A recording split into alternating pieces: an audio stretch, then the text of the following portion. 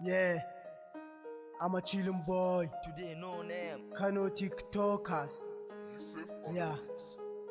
Astaghfirullah.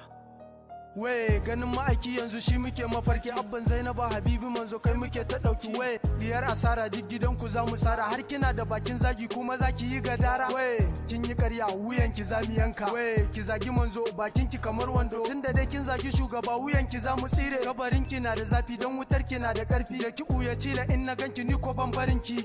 Duniyar mata miki zafi, layiran mata miki zafi, yar asara wutarki da zafi. Ashe jinin su Abuja har yanzu kuna nan, ashe jinin su Lamaruri har yanzu kuna nan, to ku saurara ku ji ni, koda kowa zai ya gini, na rantse babu ya gini. Duk wanda ya taba annabi sai mun kashe shi, komawa ne gatan samu din sai mun lashe shi. Mu fa manzon Allah sai shi, waɗansu contract ne, wasu rashin ilimi ne, wasu rashin hankali ne.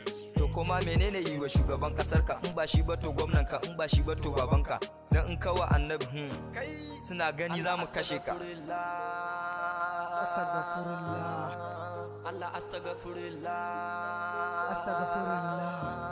Ya annabi muna san ka, Muna san ka. Allah astaghfirullah.